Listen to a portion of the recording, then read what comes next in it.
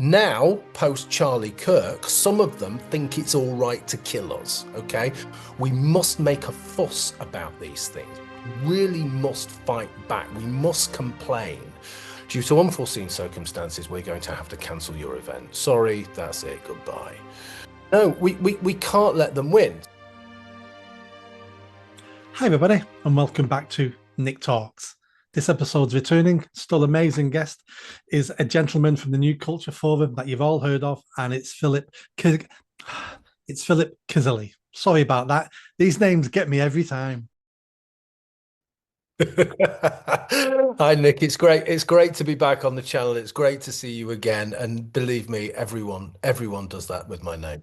What people don't know is up to being 13, I had a speech impediment. I used to stutter really badly, and I managed to overcome it. But in my mind, I still stutter, and I can feel myself panicking sometimes with words. And most of the time, I get away with it. But sometimes it still gets me today. Yeah, well, my name's I pronounce it Kissily because that's an anglicized version of it, but the Hungarian pronunciation is something more like Kise, which you probably don't want to. I won't be going down that path today. Yeah, absolutely. It's quite difficult in Berry that. Yeah. Let's jump into this. So we've come on today because we've got some bad news. And it's not just a little bad news. It's bad news for Manchester. It's bad news for the north of England.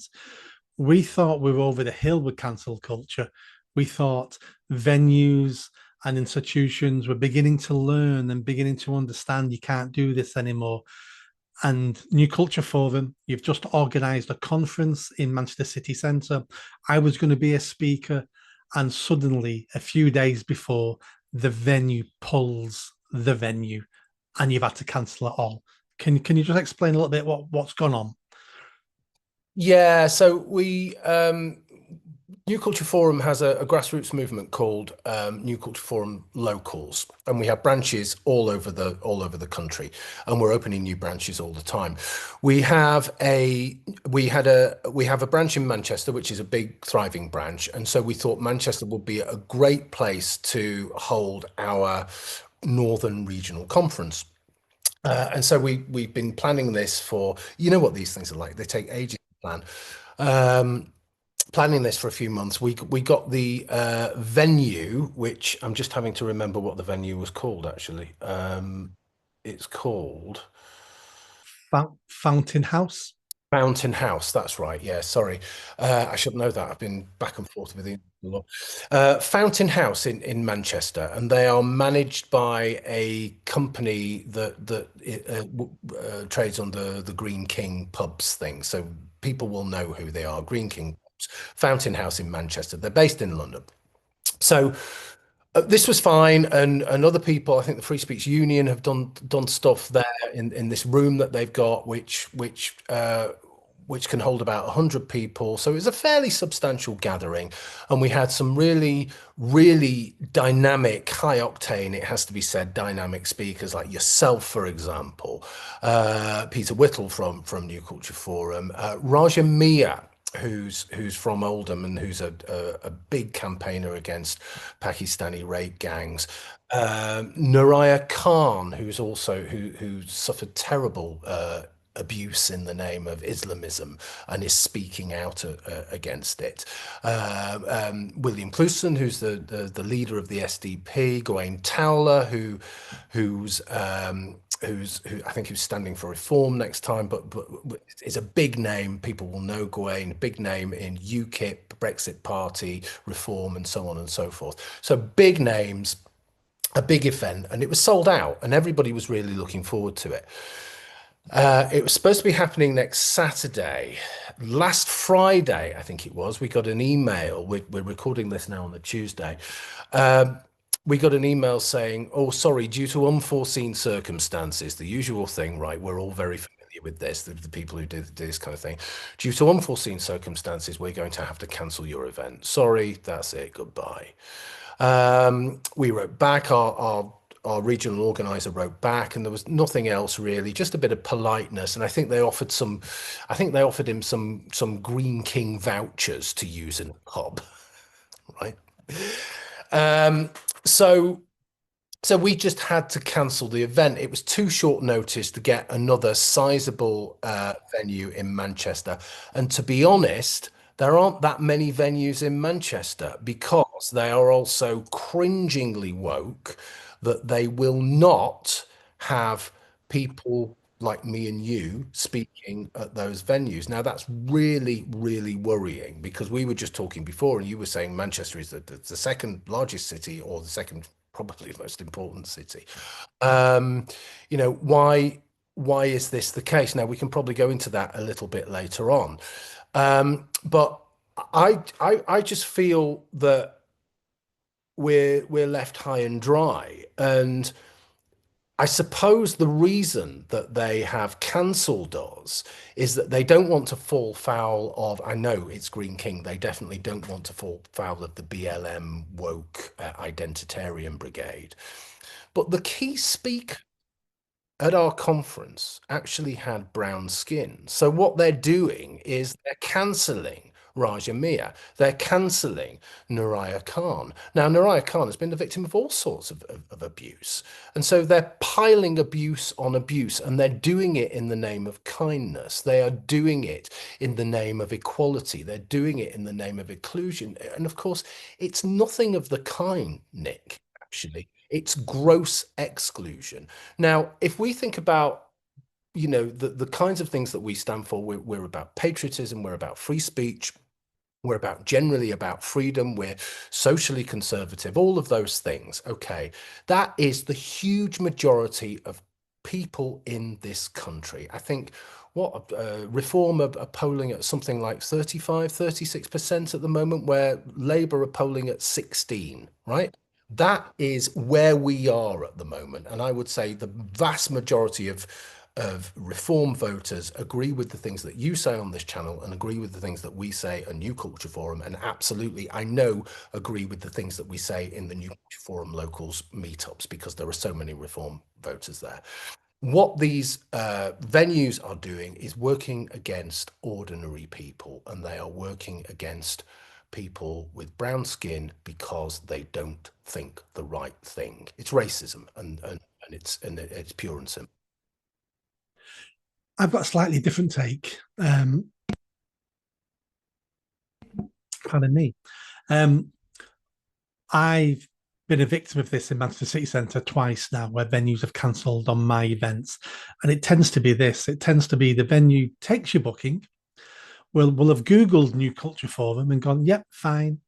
And then once you advertise what you're doing and the venue gets out there on social media, a couple of people in their mum's basements go, oh, and they write complaints and tell their friends to write complaints. And, there are 10 people who know them all write a complaint to Green Kings, and Green Kings look at it and go, right, we've got 10 complaints now.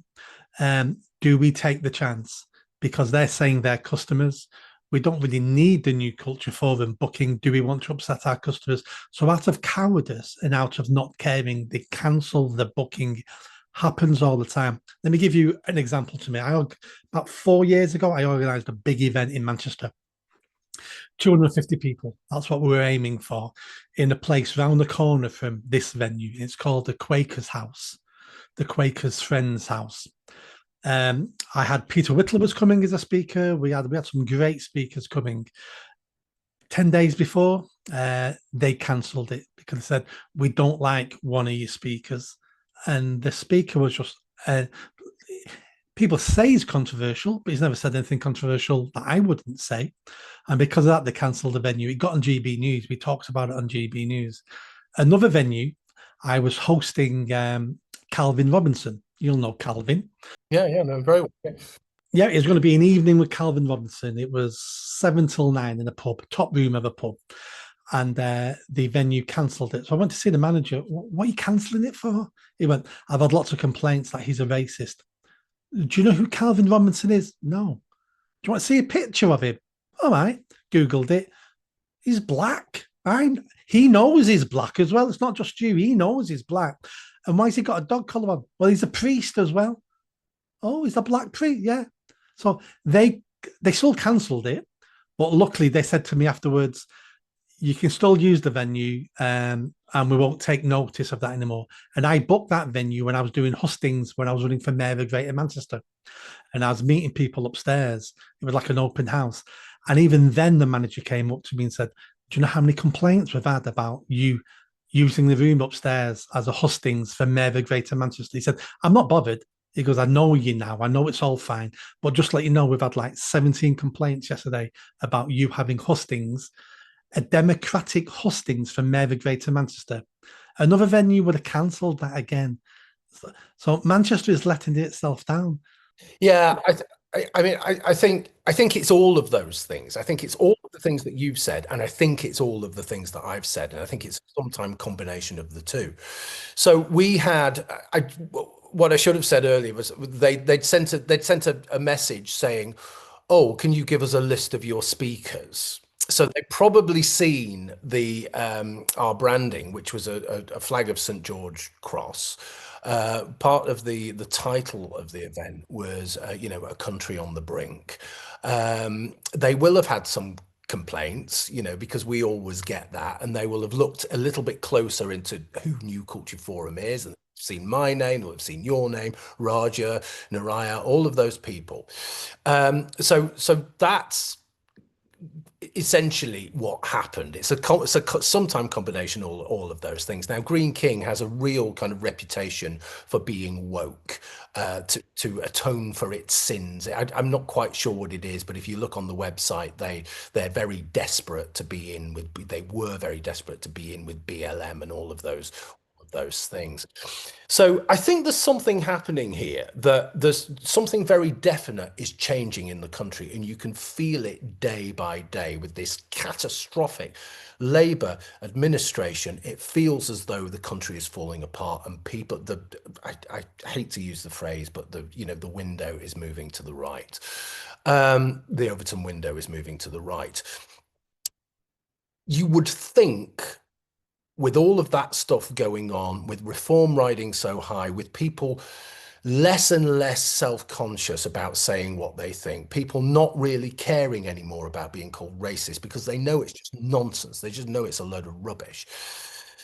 You would think that cancel culture would die down, but I think the people who are still cleaving to that kind of stuff, the people, the true believers, and the people who are really frightened, the corporate cancel culture thing, they are really doubling down, I think. And so this stuff isn't going to go away anytime soon. What I think we must do, and thankfully I'm in a position to do this because of New Culture Forum, because of New Culture Forum locals, and a fairly sizable grassroots movement that we've got, we must make a fuss about these things. We really must fight back. We must complain. So I've people have been telling me that they've just been emailing this place and telling them exactly what they think about them, exactly what they think about their cancel culture policy and all of that kind of thing. So we still have to really push and fight the fight. The real danger is that we think we've won, and we don't have to bother with this stuff anymore. We really haven't. All you have to do is take a look at the Manchester nighttime economy. All you have to do is go to some of the pubs in the city centre, some of the clubs, all of those places. You will see that this is just absolute woke central. The vast majority of British people think one thing. This is like a kind of colony of different kinds of people.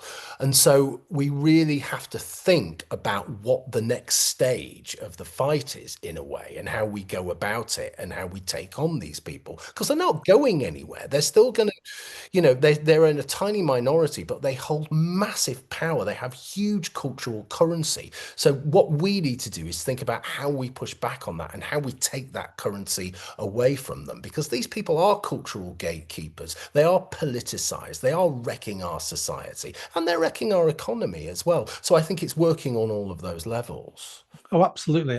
I'll put all the links in the description of this video about how you can complain to Green Kings, how you can put a trip advisor report about what's gone on and why you're not going to use the pub again. I've already done that. I can put the link into their Twitter account so we can copy them into stuff. Because you're right, up to now, being woke and cancelling people like us from their venues hasn't had an effect on them. We were small, our voices were quiet, but we're now the majority. And we've got to teach them in a financial way that if you disrespect us and if you don't treat us better, there's going to be a financial impact on your business. And at the end of the day, when there is a financial impact, they will change then because they are businesses at the end of the day. That's why we need to bombard them with legitimate complaints. Don't start putting false stuff in. No, no, all legitimate stuff. Legitimate stuff to complain because that's not cancel culture, that's feedback. We're telling them, I'm telling people now online because they're very good at Christmas parties. I'm telling people if your company is having a Christmas party there, cancel it. Don't go because you're supporting the cancellation of free speech if you use that venue. And if we can make an example out of them, other venues will go, oh, there's trouble now when I cancel these events. I'm just going to ignore the 4 complaints that come in and I'm going to take the booking and use the booking. Because in London, there's lots of venues in London who will take our bookings, take your bookings. In Manchester, when I do events now, I'll book somewhere, I'll advertise it, but I never advertise the venue until you've bought a ticket. Then I tell you the day before where the venue is because I'm sick of people complaining and getting the venue cancelled. And you can't live like that. No, no, you can't. But I mean, this cancel culture, we've both been on the receiving end of cancel culture. I was chased out of my career essentially by the mob. And I'm what am I now? A year and a half out of higher education. I had a 25-year career in higher education. I was a university lecturer for 25 years. I loved the job up until about 2015, until cancel culture really started kicking in.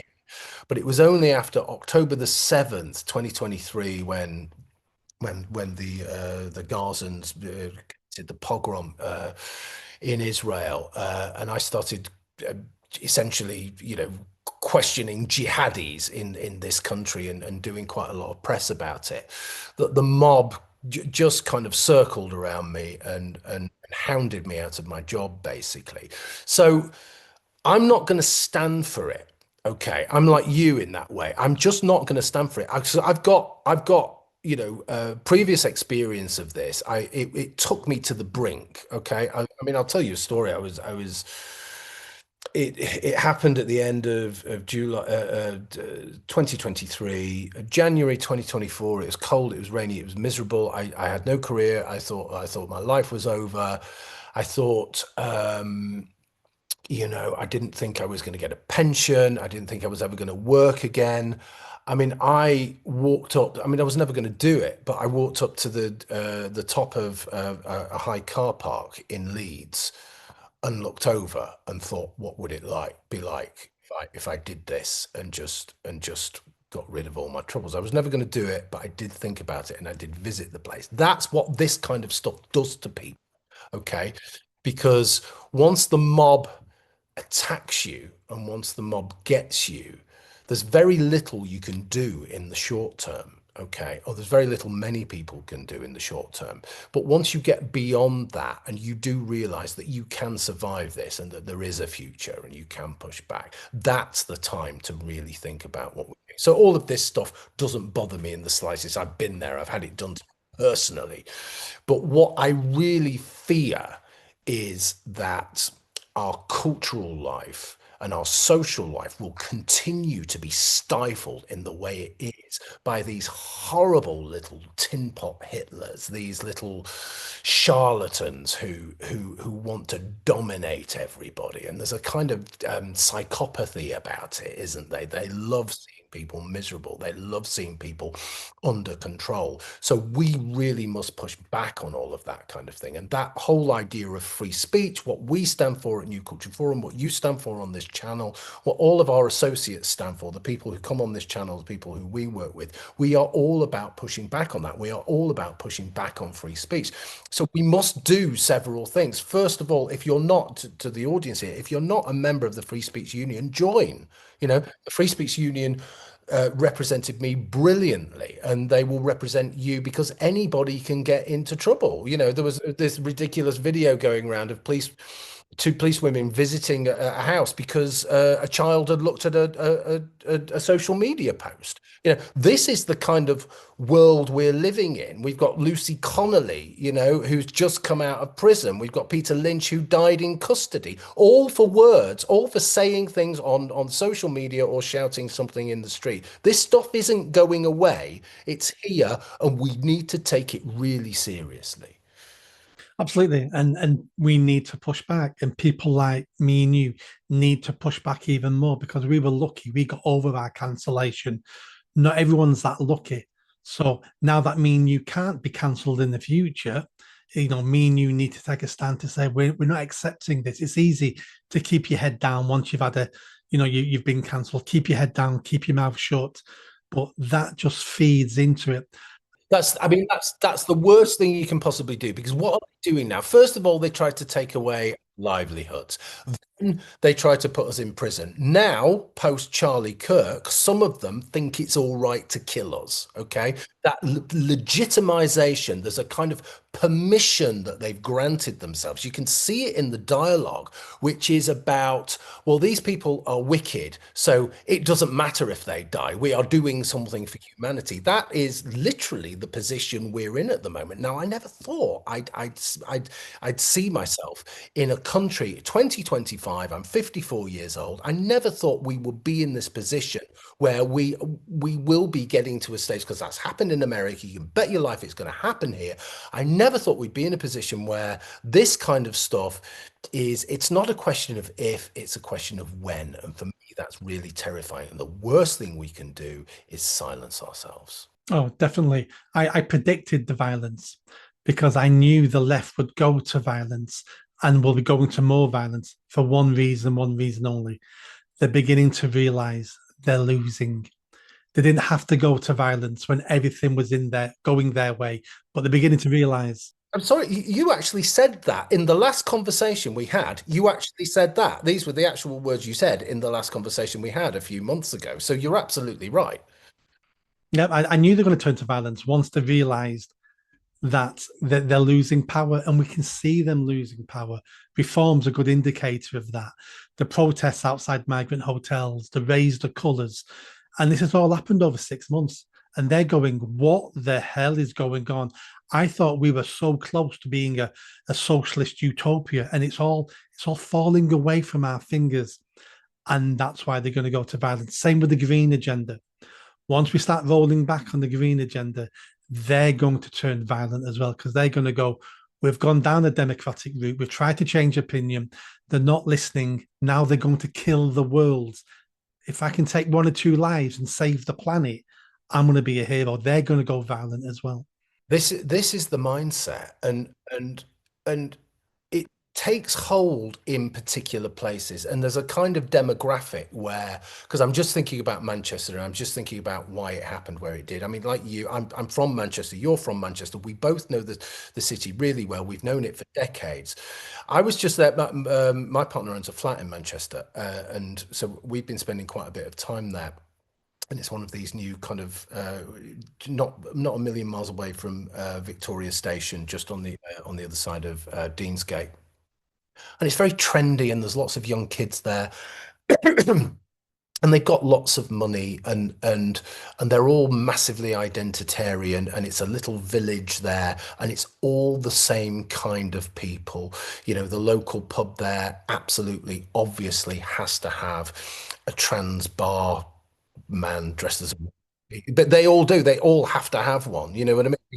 Because there's no way, if someone's trans and they go for the interview, there's no way you're not going to give them the job because you're going to be transphobic.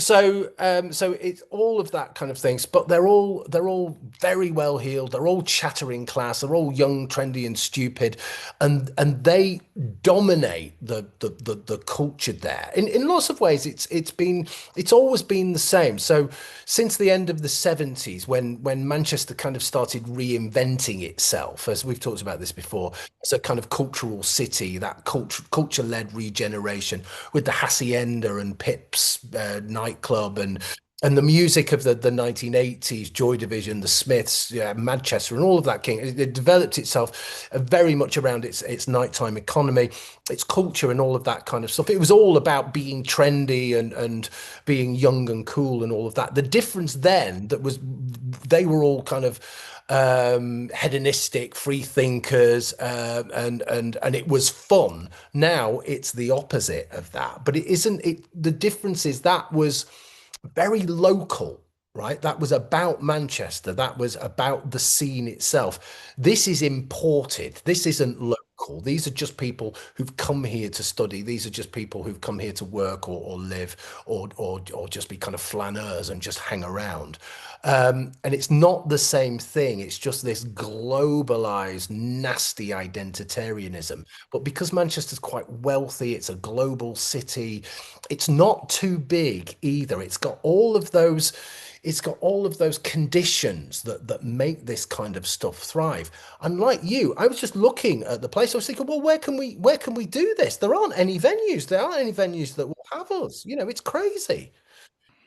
I mean, even the Free Speech Union, their event last year, I think, or 2 years ago, got cancelled for no. Well, their reason was we've got a vat. We've got rats. It's being fumigated. So somebody went in the same day. They're still serving food. If they had rats, you wouldn't be served. The kitchen would be closed down. Yeah. It's like faulty towers, isn't it? They just lie upon lie because they.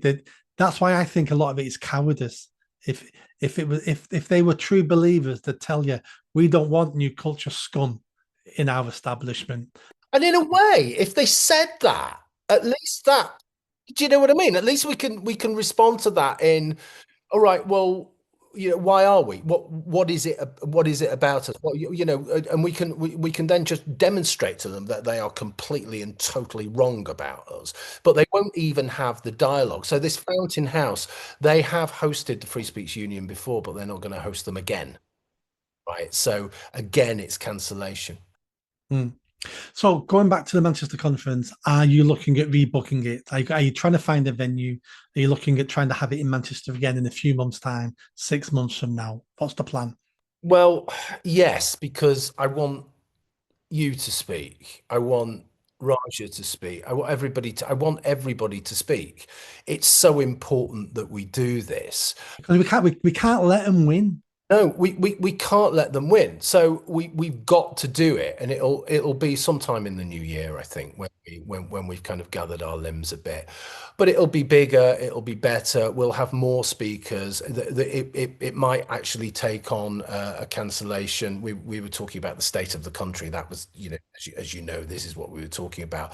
But we'll add this kind of cancellation theme into it, I think. So yes, we'll definitely be doing it. We've got another conference, a regional conference that's happening in November in London. We've got a conference that's happening in Cambridge in the spring. So we're doing lots and lots of things. We've just centrally, the New Culture Forum has just had the Literature Festival, which went massively well. So we're just really busy. We don't usually get this kind of stuff in London. It doesn't really happen because there are venues in London that are just, well, they're just so big they don't care. You know what I mean? It's not, no, nobody can do anything to them, and so that doesn't really happen in London. It's just when we go out into different towns and cities that it can happen. But we are coming back. We are going to do it because we've got no choice, right? Even if I didn't want to do it, I would do it because you cannot say, oh right, well that's it, they've won, then let's go on and do something else. No, you have to demonstrate to them. You have to show them that they haven't beaten you. And this is the same for organizations, but it's also the same for individuals as well. You have to fight back. If someone's going to cancel you, you have to fight like crazy because you're not just fighting for yourself, you're fighting for other people as well. You're giving other people the chance to do that.